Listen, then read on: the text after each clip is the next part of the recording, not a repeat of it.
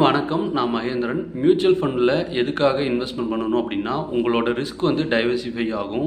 ஒரே கம்பெனியில் முதலீடு பண்ணாமல் பல கம்பெனிகளில் முதலீடு பண்ணுவாங்க. அப்போ உங்களுக்கு ஒரு 100 கம்பெனியில் முதலீடு பண்ணுறாங்க அப்படின்னா, ஒரு 40 கம்பெனி 50 கம்பெனி நல்ல ரிட்டர்ன் கொடுத்துச்சுனாலே உங்களுக்கு அது நல்ல ரிட்டர்னாக இருக்கும். ஒன்றாவது. ரெண்டாவது பார்த்திங்கன்னா, மியூச்சுவல் ஃபண்டில் ஸ்டாக் மார்க்கெட்டில் லாங் டேர்மில் உங்களுக்கு இன்வெஸ்ட்மெண்ட் இன்ஃப்ளேஷனை பீட் பண்ணி கொடுக்கக்கூடிய ரிட்டர்னாக இருக்கும். இன்ஃப்ளேஷனை விட அதிகமான ரிட்டர்னாக இருக்கும். அதை தான் நம்ம முதலீடுன்னு சொல்லுவோம்.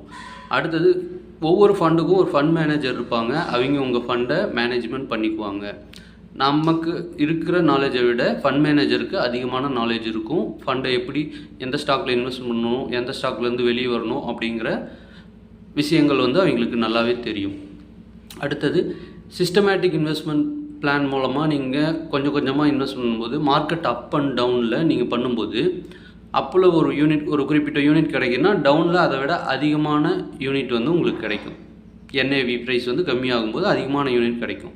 அப்போது அப் அண்ட் டவுனில் ரெண்டுமே வாங்கும்போது ருப்பி காஸ்ட் ஆவரேஜ் படி பார்த்திங்கன்னா மார்க்கெட் அப் ஆகும்போது உங்களுக்கு என்ன ஆகுனா நல்ல ரிட்டர்ன் கிடைக்கும். டவுனில் நிறைய யூனிட் வாங்கியிருப்பீங்க, அந்த ப்ரைஸ்லேருந்து ஏறும்போது கண்டிப்பாக நல்ல ரிட்டர்ன் வரும். சரிங்களா? இதுதாங்க உங்களுக்கு இருக்குது. அதே மாதிரி ஆட்டோமேட்டிக் ப்ராசஸ் நாம் பண்ணிடுறோம். பேங்க்லேருந்து ஆட்டோமேட்டிக்காக டிடெக்ட் பண்ணுற ப்ராசஸ் பண்ணிடுறோம். அப்போது நீங்கள் ஒரு அமௌண்ட் செட் பண்ணி விட்டுட்டிங்கன்னா உங்களுக்கு டிசிப்ளின்டாக நீங்கள் மந்த் ஆன் மந்த் ஒரு அமௌண்ட்டை எஸ்ஐபி ப்ராசஸில் இன்வெஸ்ட் பண்ணுவீங்க.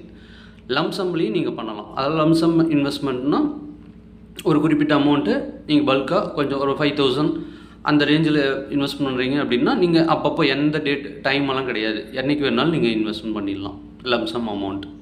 சரிங்களா? இதுதான் மியூச்சுவல் ஃபண்டில் இருக்க பெனிஃபிட்டு. கண்டிப்பாக இன்ஃப்ளேஷனை அட்ஜஸ்ட் பண்ண ரிட்டர்ன் உங்களுக்கு கிடைக்கும்.